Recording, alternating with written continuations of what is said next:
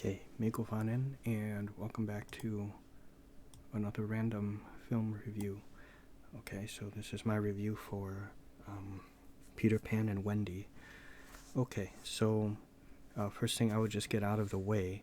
Well, I'll start off by saying this movie is I know everyone's ripping on it and everything, and honestly, it really isn't that great of a film. Um,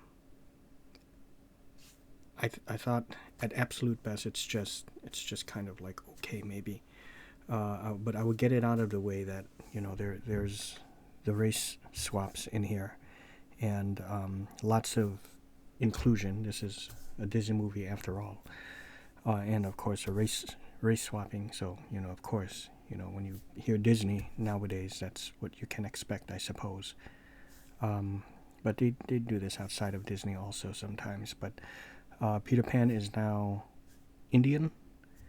Um, Tinkerbell is black, and I think I don't know if I heard someone complain uh, or read somewhere that, but maybe the person didn't know or didn't realize, or maybe it wasn't complaining, but I misread it. That it has like American Indians, but there was always Tiger Lily, and the American Indians were always in this, along with mermaids and all of that stuff. You have like black pirates, lost girls now, and now with the lost boys. Um, to me, when you do that, it kind of diminishes the presence of Wendy being there, because now she's not really the only girl, and she's supposed to be like a mother to the boys. Now, of course, she could be the mother to the girls, but something about their lost boys, and to me, it just diminishes her importance there and her presence there. So now that that's out of the way, well, we have Jude Law as Captain Hook, and he was actually pretty cool as Hook. Interesting backstory. That is not the first time I heard that backstory with Peter Pan and Captain James T. Hook being buddies, once before in the past. There was another one. It was like a prequel, and I think it might have starred Rooney Mara. It might have been that one. And at the end of that one, it was like, oh, we're going to be friends forever, and it's saying to Captain Hook as they're flying off in the ship. I think the ship was airborne through the fairy magic. And we, of course, know how that goes. Um, I know someone who said he does not mind the race swapping. This was quite some time ago now, quite some time before, I guess it was before it was really really happening throughout. But he said he does not mind the race swapping if it's like minor characters. Okay, but then you also have to then ask, okay, you don't mind, okay, but now why did they do it? Why did they race swap? Could they not find the appropriate race? Like I don't think they would really race swap if it was already black or Indian or Asian, and that's another thing. And there's Asians in here too. So it felt like they were going out of their way to add different races. And again, my question is, why do you think they did that, to race swap even minor characters in the first place? It is not because it couldn't find the right races. It was just to do it for the inclusion, for the purpose of showing that they're part of the inclusion. They're part of that bandwagon, the woke bandwagon, the diversity. That's the word, I think. Forgive me again. I think I have a hard time trying to explain myself sometimes, but I do hope that makes sense. It's kind of like showing gore for the sake of gore. Now sometimes I don't mind it if it's off the wall and it's goofy. Evil Dead 2, Dead Alive, and the new Renfield, which I thought was very very cool. I might do a review of that one, but aside from that, because that was with the purpose of something fun, this one is done with a purpose of just to do the diversity, to show diversity, and it doesn't add anything. Whereas the off the wall violence adds the goofiness, and honestly, it's so over the top. It's comical. But what is this? Is this comical? Is it meant for what? It's meant just to show the diversity. So I think they should just kind of not do that. And besides those films, that was the whole point of that. The whole point of like Evil Dead 2. It's you expect the goofy over the top violence, that kind of thing, and then the over the top gore. And like Renfield, using arms as like not really like nunchucks, but kind of like as weapons, like in Renfield, right? And it was just goofy and fun. So there's that.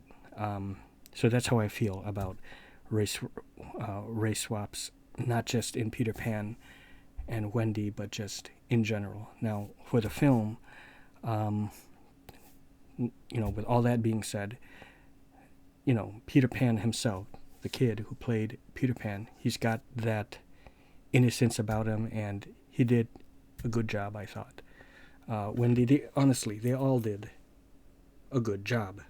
It's just I think that they could have found people to also still do a good job if they just kept everyone what race they were supposed to be, for the same reason that I would not want Tiana from Princess and the Frog to turn Chinese, or Mulan to change to be white, or so on and so forth, right?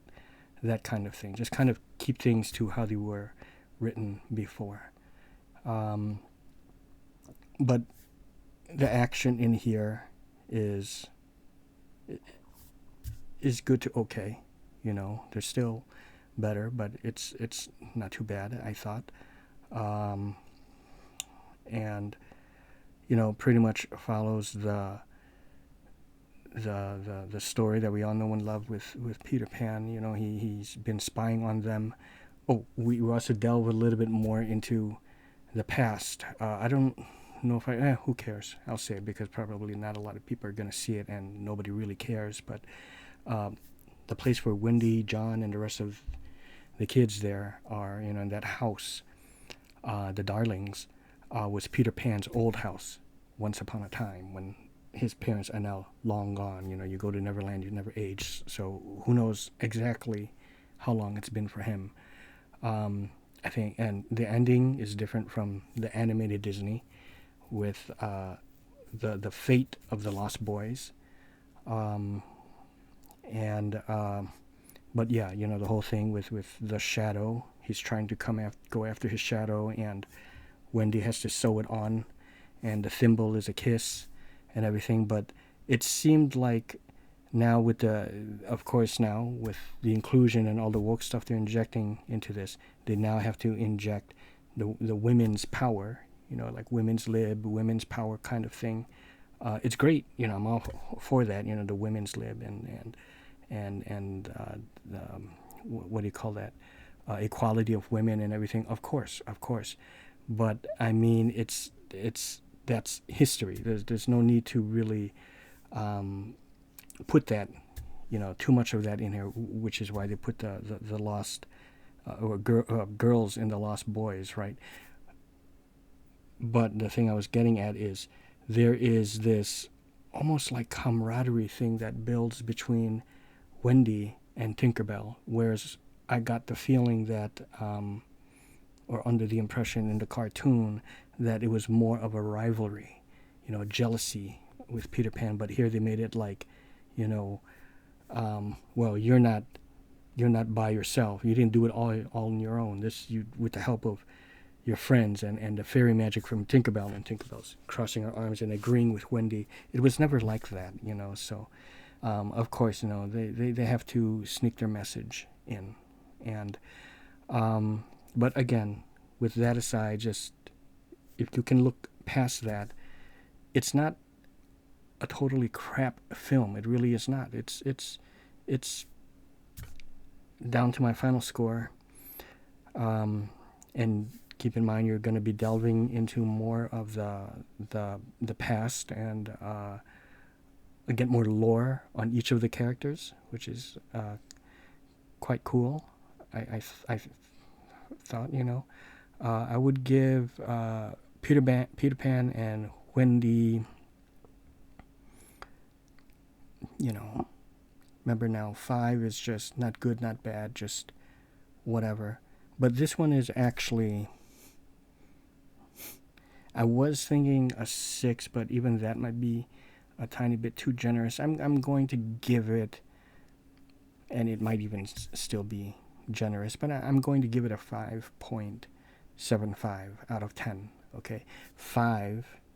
If something gets a 5.0, it's not good, not bad. It's not a crap film. That's if it gets a 5. Anything above that 5 is already considered that much on the good side. 6 being okay, 7 being good out of 10. So again, a 5.75, it is above just okay. Understand? So I hope that makes sense. And there's another one so many years back now. What is it, like 2 decades? Maybe a little bit more. Return to Neverland. I don't remember. I think it's like early 2000s when that came out. I like that one too. And this one sort of had that kind of almost slightly tearjerker moment. Again, I may as well just say it. Because Peter Pan, when she discovers this, that Peter Pan used to live in her old house, I think it was engraved on the side of the chimney up on the roof. It said Peter Pan, I think carved or etched in with stone or something, or chalk or some kind of thing, whatever. Wendy saw that, and she put, I think, plus or and, I can't remember her, it might have been just like a plus, Wendy, and she put her name, and I'm pointing over there, you can't see it, but it's this, I'm pointing at, can you see the mouse? Peter Pan and Wendy. So, nice touch. So again, if you could just look past the agenda or the unnecessary diversity and woke and all that stuff that they put into it. Now keep in mind, okay, I just want to make clear, I've said it again, but just in case people misunderstand what I'm saying, woke is, and my dear friend Jez explained it to me, woke started off with, he gave me the history on it, but woke is cool if you mean by just equality and treating everyone equal. They're advertising it and injecting it into everything as if it's the first time we're hearing this, like our eyes have been closed to this prior to them doing it now. No. I've seen commercials in the 80s. I think it was like Colgate, and and it's mixture in the 80s. Sometimes it'd be blacks and then whites, and then a mixture, black and white. There's different strokes. Give me a break. Facts of life. Small Wonder, Reggie, right? Reggie. Small Wonder. You have the Lawsons, right? And Vicky the robot, and Jamie Lawson's best friend, Reggie. Here come the judge. Here come the judge, right? Dungeons and Dragons animated cartoon. The acrobat girl. I can't remember her name now. I remember Sheila and Bobby, but I don't remember the guy, the blonde guy with the bow, and Eric, the cynical one. Presto, right? And you have Venger, but so it existed 48 hours with Eddie Murphy and Nick Nolte. So it existed, the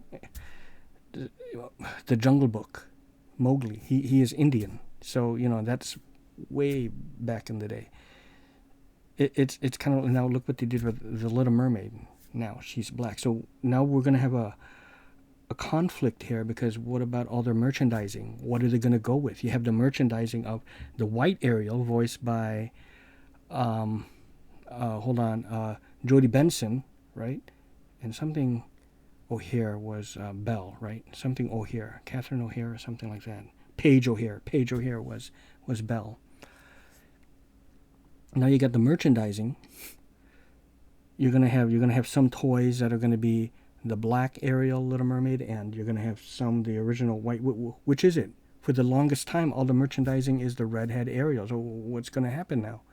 And then same thing now with Peter Pan.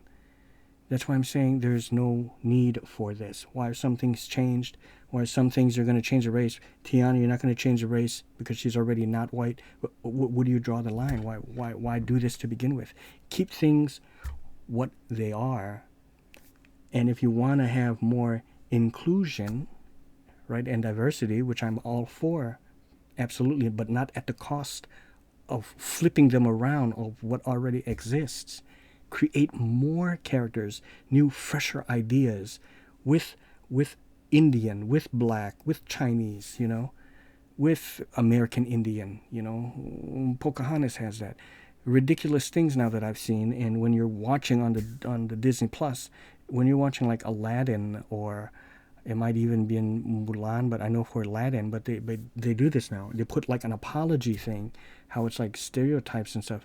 No, that kind of stuff belongs for things like Looney Tunes, and with the Bugs Bunny Nips the Nips, or His Mouse Friday with Tom and Jerry, where those had all that racism stuff. I will not get into that, but Whoopi Goldberg said it best, that it was wrong then and it's wrong now, but to erase them, it's to say like it doesn't exist, and that's even worse.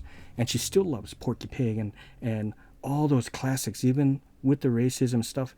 If you can't laugh at yourself, then who can you laugh at, or whatever, however way it goes. If you understand, if that makes sense, that saying, if you can't laugh at yourself, that, I forgot how it went, but that sort of thing. I laugh at the they there was a Tom and Jerry one where the conductor, I think it was a dog and the wolf, was it? And he posed himself as a conductor, and he had a magic wand, and he kept casting it on the dog. And there's one part where a tasket, and then it went with the symbol, like the Chinese, with the slant eyes and everything, and I cracked up. I'm Asian, and I crack up, so that sort of thing. It's just, you got to look at it as it's all in good fun, so that's all I'm saying. But yeah, don't listen to holy shit. Okay, I'm going to end this now. When they say this movie is absolute crap, because they're totally crapping on it, yeah, because of the fact of the racial swaps. But if you look past that, it's not bad. It's not like a crapping, and it deserves to be crapped on totally. And it's just a 0 star out of 10, or like a half a star out of 5. No, it's still like a 5.75. I was almost wanting to give it a 6, but I think 5.75 is already good. Okay, so that's it. I hope you all enjoyed. Please like, comment, and subscribe. See ya.